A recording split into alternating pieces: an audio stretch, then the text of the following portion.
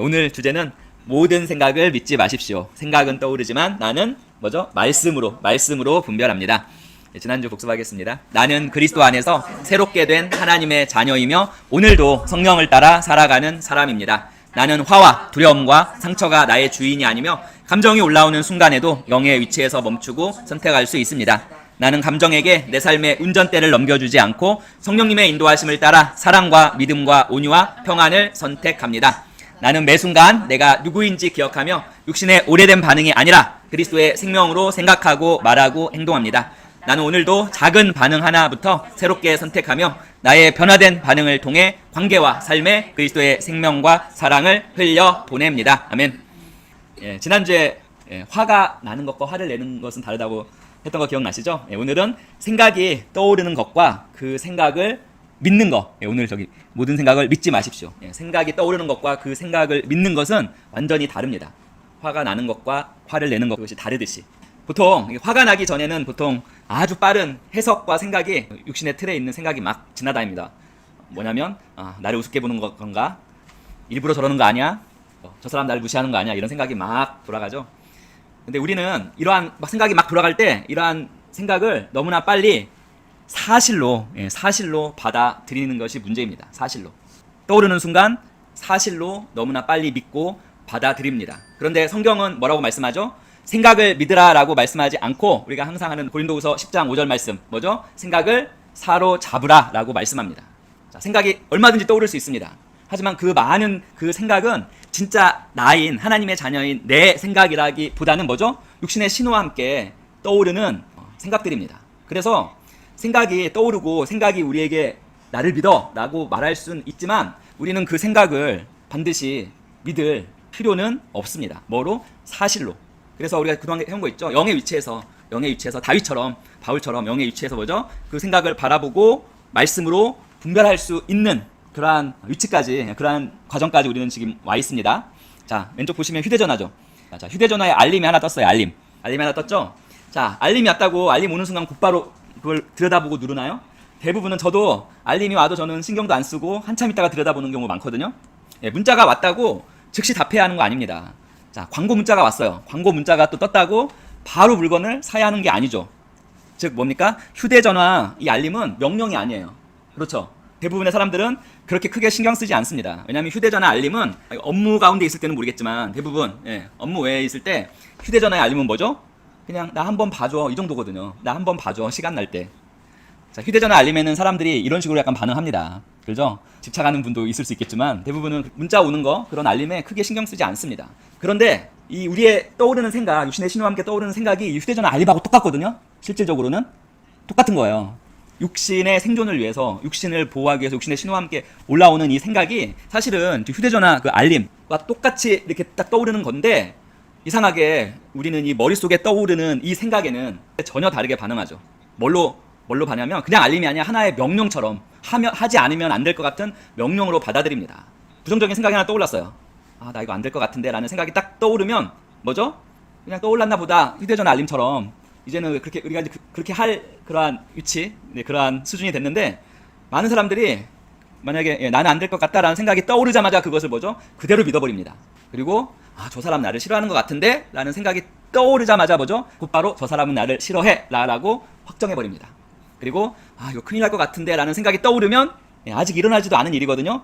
곧바로 두려워하기 시작합니다. 그렇게 반응하는 거예요. 자동 반응으로. 근데 여러분 생각이 떠올랐다고 해서 그 떠오른 생각이 사실도 아니고 진리도 아니거든요. 휴대전화 알림이 떠오르는 것 같은 똑같은 그러한 수준입니다. 생각이 떠오르는 것은. 그리고 육신의 신호와 함께 떠오르는 그 생각은 대부분 부정적인 생각이 떠오르는데 그거 그냥 휴대전화 알림처럼 관심 딱 끄면 되는데 이상하게 사람들은 관심을 끄지 못하고 생각이 올라와 버리면 그것을 그냥 믿고 나아가서 뭐죠? 자신의 정체성으로 받아들이기까지 합니다. 하지만 생각과 나는 전혀 다릅니다. 고린도후서 10장 5절 하나님을 아는 것을 대적하여 높아진 것을 다 무너뜨리고 모든 생각을 사로잡아 그리스도에게 복종하게 하니. 제가 질문 하나 드릴게요. 한번 답해 보세요. 여기서 생각을 사로잡으라고 했잖아요. 생각을 사로잡는 사람이 누굽니까? 만약에 이 생각이 진짜 나라고 생각한다면 이 생각이 진짜 나라고 생각한다면 객관화가 안 되죠. 만약에 우리 자신이 이 생각 자체라고 믿는다면 우리는 결코 생각을 사로잡을 수 없습니다. 다윗이 그 생각을 사로잡아서 너는 하나님께 소망을 두라라고 말할 수 있었던 건 뭐죠? 그 낙심과 불안이라는 그 생각 감정을 뭐죠? 자신하고 완전 분리해서 바라봤기 때문에 사로잡을 수 있었던 것입니다. 이 생각이 나라고 믿는다면 우리는 결코 이 생각을 사로잡을 수 없습니다. 근데 말씀은 뭐죠? 생각을 사로잡으라 라고 말씀했습니다. 즉 뭡니까? 생각을 다윗처럼 생각을 바라보고 생각을 분별하고 이 생각을 말씀 앞에 가져가서 이 생각을 어떻게 보면 분별하는 거예요. 따라갈지 말아야 할지 분별하라는데 그 위치가 뭐죠? 그 위치가 바로 하나님의 자녀의 위치고 영적인 존재의 위치입니다. 즉 생각을 사로잡는 것은 우리가 그동안 해왔던 거, 영의 위치에 설 때만, 그리스도 안 하나님의 자녀의 위치에 설 때 우리가 생각을 바라보고 생각을 사로잡을 수 있는 것입니다. 하루 종일 바쁜 그런 상황에서 아침에 딱 일어났는데 너무 바쁘잖아요. 하루 종일 일하고 또 퇴근해서 또 일하고, 아 오늘 정말 아무것도 하기 싫다라는 생각이 얼마든지 떠오를 수 있습니다.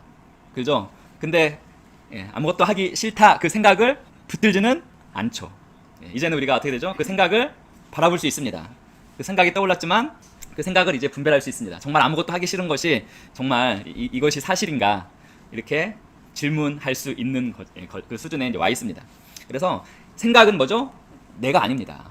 내가 생각 자체라면 우리는 생각을 사로잡을 수 없습니다. 그리고 친한 사람에게 문자를 보냈어요. 자, 이런 경우 아마 경험 있을 거예요. 분명히 문자 보냈는데 읽었다는 표시 있잖아요. 카톡을 보냈다고 하죠. 카톡을 딱 보냈는데 요즘에 문자도 읽었다는 표시가 나타나더라고요. 친한 사람에게 카톡을 딱 보냈는데 분명히 읽었다는 표시는 있는데 10분이 지나도 답장이 없고 30분이 지나도 답장이 없어요.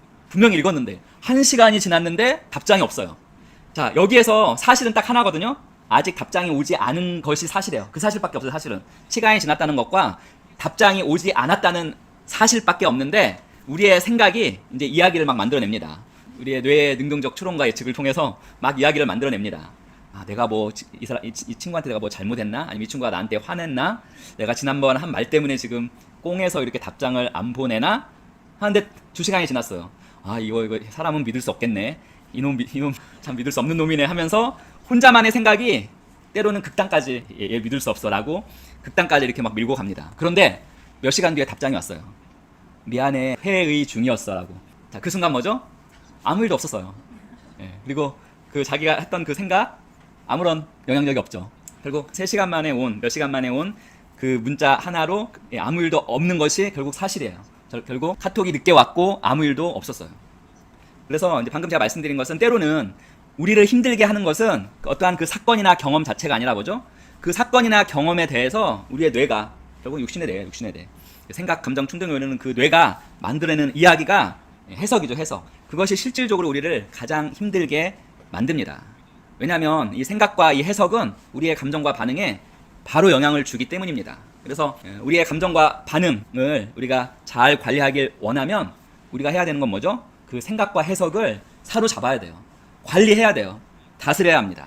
그래서 모든 생각에 3개의 질문을 하시기 바랍니다. 항상 하는 건 아니고요. 뭐 불안하거나 화가 나거나 부정적인 생각 또는 막 상처 이러한 것들이 올라오면 이 3가지를 물어보는 것입니다. 첫 번째는 뭐죠?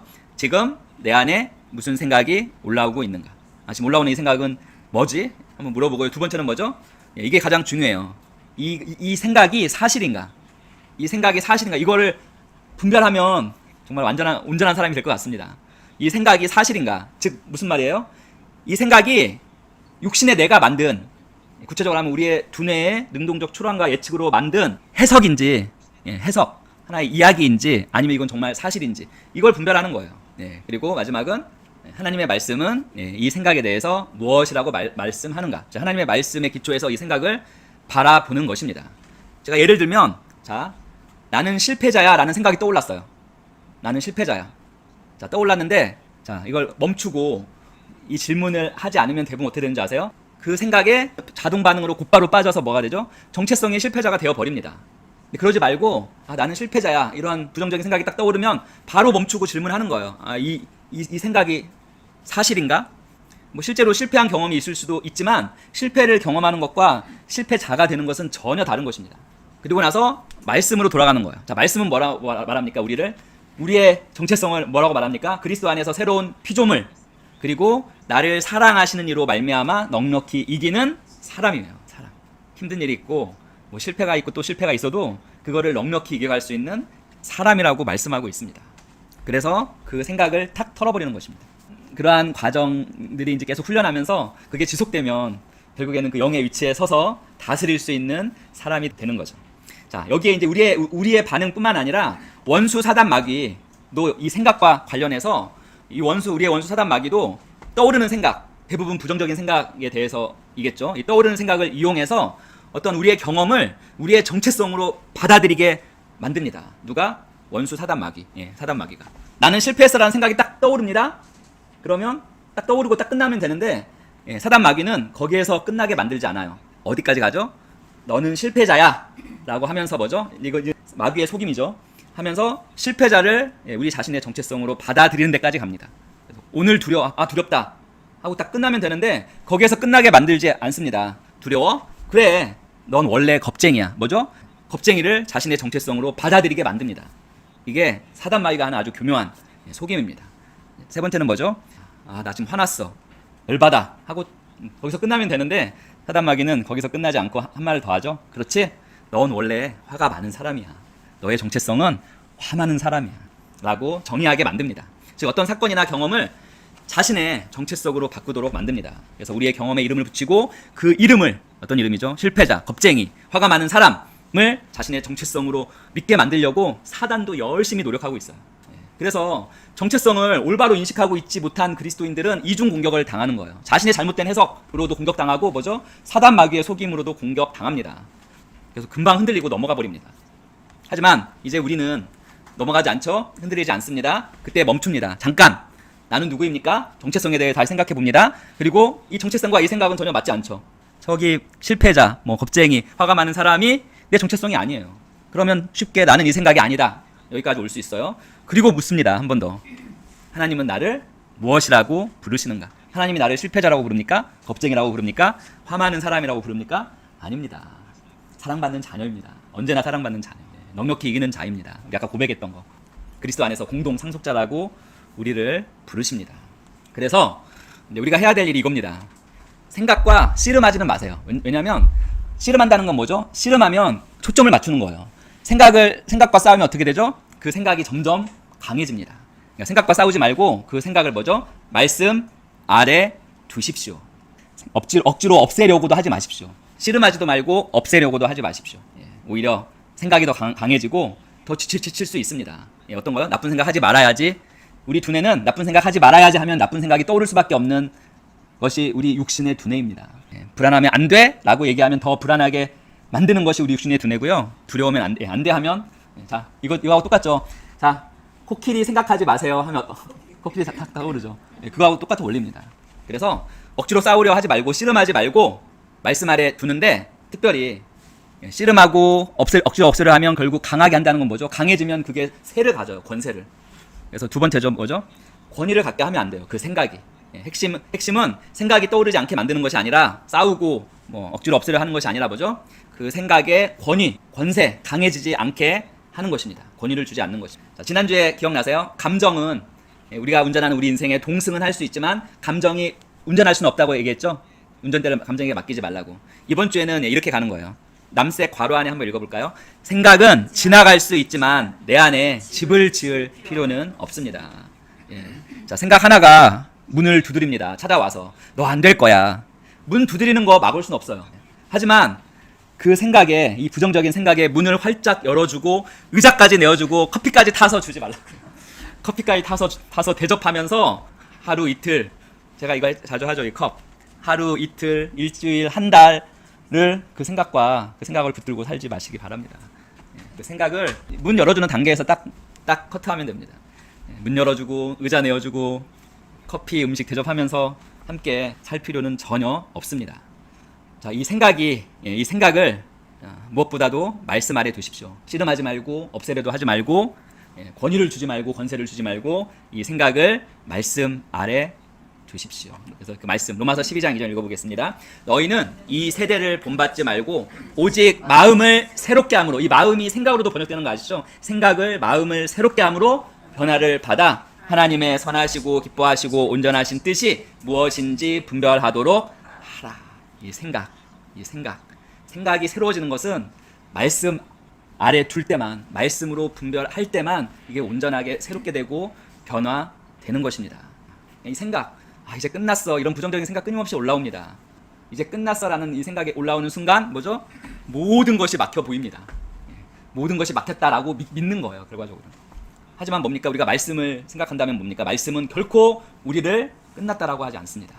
길이 없는 곳에서 길을 만드시는 그 하나님, 우리가 끝났다라고 생각하고 해석하고 그래서 그걸 믿어버린 그 상황에서 여전히 길을 만드실 수 있는 분이 바로 우리 하나님이시고, 그 하나님에 대해서 하나님의 말씀은 말하고 계십니다.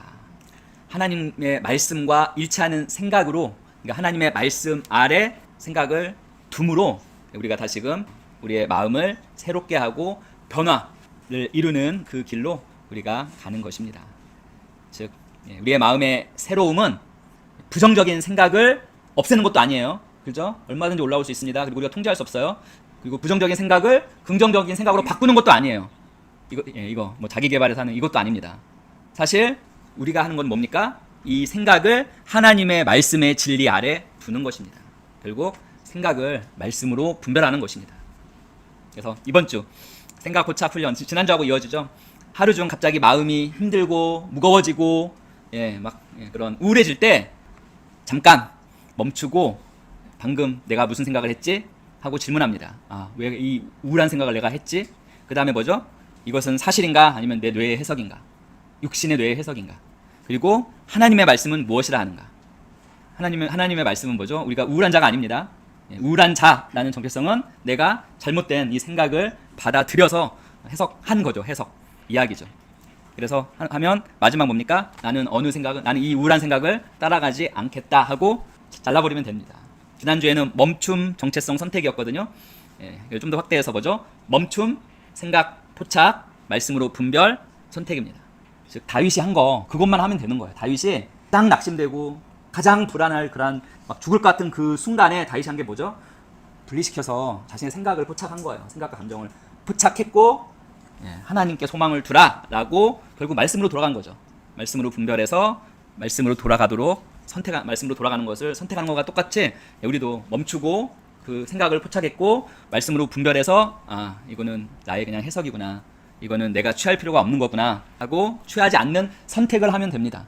근데 대부분의 많은 그리스도인들이 이 과정이 전혀 없이 어떤 부정적인 생각이 딱 떠오르면 바로 자동 반응으로 그것에 빠지거나 사로잡혀서 그 부정적인 생각이 자기의 정체성이 되어버리는 게 가장 큰 문제거든요. 그래서 그 상황에서 살아가면 어떻게 되죠? 육신의 생각은 사망이에요. 고통스럽게 괴롭게 삶이 흘러갑니다. 근데 문제는 뭐예요? 왜 이렇게 된지도 모른 채. 그래서 우리가 철저하게 육신의 사람, 영의 사람, 육신의 사람 집이죠. 옷과 같은 거고, 영의 사람 속사람입니다. 바울은 속사람, 베드로는 숨은 사람이라고 했고요. 이걸 확실하게 우리가 분리해서 영의 사람의 위치에 서서 육신의 사람, 생각, 감정, 충동을 바라보고 다스리면 됩니다. 관리하고 다스리면. 사랑하는 성도 여러분, 이번 주에도 앞으로 내일부터 시작하는 이 한 주에도 수많은 생각이 우리의 마음을 지나갈 것입니다. 그 생각이 떠오르는 걸 우리가 통제할 수 없기 때문에 어쩔 수 없습니다. 여러 생각들이 찾아올 것입니다. 그 중에는 뭐 좋은 생각도 있겠지만 부정적인 생각, 나를 막 억누르고 나를 막 힘들게 하고 우울해하는 생각도 찾아올 것입니다. 근데 그 생각들이 찾아오는 건 당연한 거예요. 우리가 통제할 수 없어요. 하지만 그것을 우리가 두려워할 필요가 없습니다. 그것을 사실로 믿을 필요도 없습니다. 그러한 생각이 찾아왔다고 우리의 정체성이 달라진 거 아닙니다. 우리가 실패자가 된 것도 아니고요. 우리가 겁쟁이가 된 것도 아니에요. 그 생각이 떠올랐다고 결코 그 생각이 우리의 정체성이 아닙니다. 그 생각이 강하게 느껴진다고 그것이 사실도 아닙니다. 진리도 아니고. 잠깐 멈추시고 다윗처럼 바울처럼 생각을 바라보십시오. 이런 생각 올라왔네. 휴대전화 그 알림 뜬 것처럼 생각하시면 돼요. 알림 하나 왔네 이렇게. 그리고 물으십시오. 이게 정말 사실인가? 이게 진리인가? 그리고 가장 중요한 질문은 이거죠. 하나님은 그러면 이것에 대해서 하나님은 뭐라고, 이 생각에 대해서 뭐라고 말씀하시는가? 이거거든요. 생각은 말합니다. 너 실패자야. 하나님의 말씀은 뭡니까? 너는 새로운 피조물이다. 넉넉히 이기는 자다. 언제나 내 사랑받는 자다. 생각이 말합니다. 넌 혼자야. 하나님의 말씀은 말씀합니다. 뭐죠? 내가 너와 함께 하노라. 하늘 꼭대기부터 가장 낮은 그곳까지 우리와 함께 하시는 분이십니다. 그리고 생각이 말합니다. 이제 끝났어. 하지만 하나님은 말씀하십니다. 내가 너를 위해 지금 일하고 있다. 사랑하는 성도 여러분, 우리는 모든 생각을 결코 막을 수 없습니다. 하지만 모든 생각을 믿을 필요 전혀 없습니다. 생각은 언제든지 찾아올 수 있습니다. 하지만 그 생각에 권위나 권세를 줄 것인지 말 것인지는 누가 선택할 수 있어요? 우리가 선택할 수 있는 거예요. 이제는 자동 반응으로 그냥 자기도 알지 못한 상태에서 그 생각에 빠져버리는 그 단계는 우리는 아니에요. 그죠? 그 생각에 권위와 권세를 줄 것인가 말 것인가, 이것을 우리가 지금 선택할 수 있는 그 단계 수준에 와 있습니다. 그래서 지난주 우리는 이렇게 고백했죠. 감정은 말하지만 나는 선택합니다. 내가 선택합니다. 자, 오늘은 뭡니까? 생각은 떠오르지만 나는 분별할 수 있어요. 선택할 수 있고 분별할 수 있습니다. 자, 요거 같이 고백합니다. 나는 생각을 알아차립니다. 나는 감정을 인정합니다. 하지만 나는 내가 누구인지 기억합니다. 나는 말씀으로 분별합니다. 그리고 성령을 따라서 선택합니다. 아멘. 자, 영의 사람, 하나님의 자녀는 아무 생각도 떠오르지 않는 사람이 아닙니다. 떠오르는 생각을 없애거나 그것과 씨름하는 사람도 아닙니다. 떠오르는 그 생각을 하나님의 말씀 앞에서 분별하고 이걸 따라갈 것인지 말 것인지를 선택할 수 있는 사람이에요. 이제는 선택하시기 바랍니다. 예수님의 이름으로 축복합니다. 기도하겠습니다. 사랑의 하나님, 우리는 그리스도 안에서 새롭게 된 하나님의 자녀입니다. 그리고 오늘도 성령과 말씀을 따라서 생각하고 선택하는 사람임을 선포합니다. 떠오르는 모든 생각을 그대로 믿지 않고 우리가 하나님의 자녀의 위치에서 잠시 멈추어서 그것이 사실인지 아니면 하나의 해석인지 이야기인지를 분별합니다. 그래서 그러한 생각들을 우리 자신의 정체성으로 받아들이지 않습니다. 우리는 항상 하나님께서 말씀하시는 진짜 나의 정체성을 믿고 신뢰하고 그 정체성으로 살아가는 하나님의 자녀입니다. 날마다 우리의 생각과 마음이 말씀으로 새롭게 되며 거짓된 잘못된 생각보다 하나님의 진리의 말씀을 선택하면서 생명과 평안으로 살아가는 우리 모든 성도님들이 됨을 축복하고 감사합니다. 어떤 생각이 찾아오든지 그리스도 안에서 내가 누구인지 항상 기억하고 인식하고 의식하면서 하나님의 말씀으로 분별하고 성령을 따라 선택하는 하나님의 자녀가 바로 우리들임을 믿고 감사드립니다. 예수님의 이름으로 또 드립니다. 아멘.